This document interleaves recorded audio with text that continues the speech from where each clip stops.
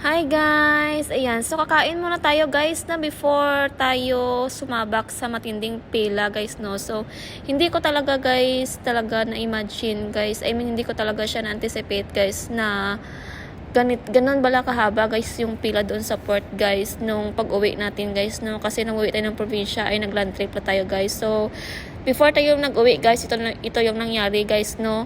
Napasabak tayo sa matinding kainan guys. Kaya inahanda pala tayo guys sa matinding pila pala doon guys sa port guys. Grabe, ilang oras yun guys yung pila namin guys. Nakarating kami sa port guys mga 6:30 doon sa Batangas guys. Tapos nakasakay kami ng barko mga 1:30 a.m. in the morning guys, no? So akalain mo yun, grabe yung paghihintay natin. Hindi ka man naman talaga makakatulog guys sa sasakyan at maya ka magigising kasi nga ay inaatupag mo yung pila mo kasi nga pag hindi mo naman siya inaasikaso yung pila mo, meron namang ibang tao na sa kukuha ng pila mo, kaya hindi ka talaga makatulog yun ng maayos guys. So ito muna guys, no, ito yung gabi guys, bisperas ng ating alis. Pagkabukas nag-alis tayo guys ng tanghali. So ito muna, binanatan ko muna ito guys, no, kahit wala akong dito by the way guys, no. Sorry talaga guys. Pasensya na talaga guys kasi ng mga time na ito guys ay sa totoo la talaga guys, in honestly speaking na talaga guys, ay sa mga oras na ito guys wala pa talaga akong ligo guys, no. Kasi nga galing din tayo guys sa biyahe guys, at alam nyo ba guys, sobrang pagod ko talaga guys, no. Ilang hours din yung biyahe natin ngayon guys. Oo guys, no. Galing pala tayo ng Mindanao nun guys. So, nung Mindanao na yun guys, wala din ako nung tulog guys kasi nung araw na yun guys, no. Nung araw na mismo na yun na flight na natin guys. Actually, nung before ng flight guys, nung gabi na yun guys, nagbiyahe tayo guys ng mga 8 to 7 hours guys, no, papunta tayo ng airport kung saan tayo sasakay guys. So after nun guys, nakapunta na tayo doon sa city guys, no. Actually it's Cagayan de Oro City guys. Nakapunta tayo doon guys is mga umaga na, yung mga 6 a.m. siguro guys. So yung flight pa natin is mga 7 p.m. So, ayan guys. So, na-imagine nyo guys, no? Sobrang layo pa ng flight natin. 7 a.m. tayo nakarating doon sa Cagayan de Oro. So, wala naman talaga tayong mapwestuhan guys or something na mapagpahingahan naman guys. Pero, nung sa Mindanao tayo guys, nung gabi na yun habang bumabiyahe guys, hindi talaga ako masyadong makatulog guys. Kasi grabe, sobra talaga yung kaba ko guys, no?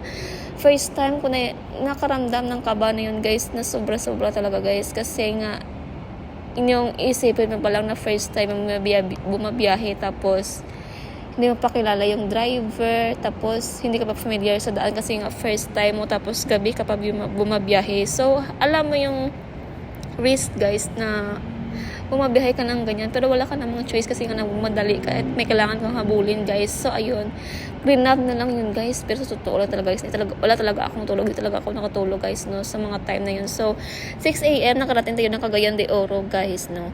6 a.m. na yun guys. So wala tayong choice, doon muna tayo ng palipas sa Dunkin Donut guys. Kahit pa paano, bibili tayo doon ng drinks para yung ating ulirat guys. Tsaka bumili din tayo ng pang tulak at saka donut din guys, no.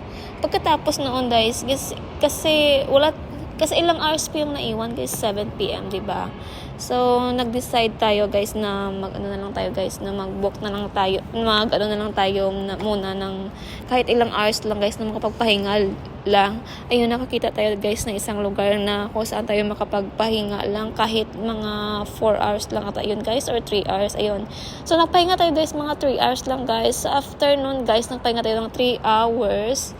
Naligo na din ako guys kasi hindi ko na talaga kaya, kahit na sabihin man natin na guys, na antok na antok to talaga ako guys, pero nagawa ko pa talagang maligo guys. Kasi after kong maligo guys, alam niyo ba, ang sarap talaga sa feeling guys, na feeling ko na refresh talaga ako kahit wala akong tulog. So after nun guys, naligo na tayo guys at list na tayo doon sa pinagstihan natin for at least 4 hours guys, no. Pumunta na tayo agad sa airport guys at doon na tayo naghintay. So habang naghihintay tayo doon sa airport guys, no, habang tayo na doon sa airport, kumain ako guys ng salad lang naman. para at least ano din naman yung aking timbang guys, mabawas-bawasan din naman.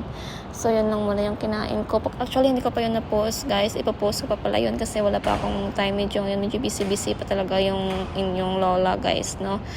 So after nun guys, nag-flight na tayo, tapos bumalik na tayo ng Maynila guys.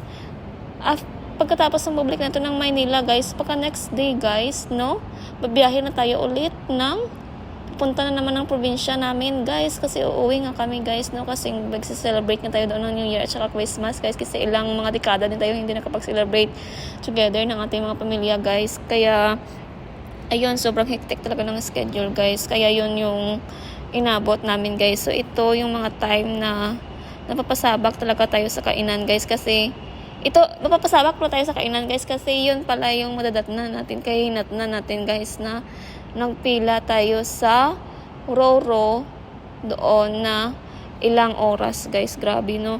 So yung biyahe natin guys pauwi ng probinsya guys, grabe talaga guys, more than 24 hours talaga guys. Grabe pagdating talaga guys, bagsak na bagsak talaga ako guys, kaso nga pagdating hindi naman, muntik na guys talaga, hindi tayo maabutan ng Christmas guys. Oo, muntik na talaga guys. Kaya pagdating ko talaga doon guys, parang bagsak na bagsak ako guys, pero walang choice kasi ano yun, Christmas Eve yun, kaya walang choice, dapat magsimba. So nagsimba pa din ako guys sa mga oras na yun guys, kahit na alam ko na bagsak na talaga yung aking katawan guys. Pero in fairness naman guys, nakayanan ko pang magsimba guys. So nakapagsimba ako ng mga time na yun guys, at saka late na din ako ata nagising late na ata ako nagising, tapos late na din ako natulog kasi yung misa ata guys, mga 9 p.m. in the evening guys. So ayun, nakapagsimba pa tayo guys, at kasama yung ating mga pamilya guys. Actually hindi naman kasama lahat guys, kasi naghati lang, kasi yung iba naman pagka next day na naman guys, no. So pagka next day guys, ayun, so medyo na late din tayo ng kissing, kaya wala tayong mga picture guys no, pag December 25 guys, kasi nag-celebrate din kami ng ng aking kapatid guys, no, ng celebration, ng konting celebration guys. Ayun, so medyo na late din tayo ng gising guys, pero at least okay naman guys, at least nakapag-celebrate tayo together with the family, no, family ko na ilang dekada tayo hindi sabay-sabay nag-celebrate guys. Super thankful talaga guys, no. Super thankful talaga tayo sa Panginoon, at sana ngayong taon na 2024 guys ay lalo pa tayong i-bless ni Lord. At kung ano yung mga natin sa 2023 guys, iiwan na natin guys, no. So iwas na tayo sa mga warla, mag-love and peace na lang tayo sa isa't isa guys, no. Kung ano yung mga pagkukulang ng isa't isa, isang tabi na natin. Kung ano may yung mga kasama ng loob, isang tabi na natin, no. Hindi talaga natin yan maiwasan guys kami nga na magkakapatid kahit ganito na yung edad namin guys, no. Minsan talaga hindi talaga maiwasan hindi magkaintindihan guys, kasi nga ginawa tayo ng Diyos na unique at iba. Iba-iba tayo. So may iba-iba tayong mga pananaw, mga prinsipyo na minsan ay hindi tayo magkakasundo-sundo guys, pero isa lang din naman yung goal natin doon, na magkaroon tayo ng peace sa isa't isa guys. Ayan, so matatapos na din ako dito sa kinakain ko guys, parang medyo konti na lang, pero parang hindi ko data naubos ito guys, so ibinigay ko to sa kapatid ko guys, kasi kasama kami dito ng kumain guys, no. Ayan no, paborito ko talaga ito guys, pero parang hindi ko na kaya kasi madami. Actually yung rice na ito guys ay kalahati lang yung nilagay ko din dito guys, yung kalahati nilagay ko sa kabilang plato, pero ang dami talaga ng ulam guys, no. At napakasarap talaga ito talaga yung paborito ko din. So hinandaan talaga natin guys yung ating matinding pilahan doon guys sa port guys, no.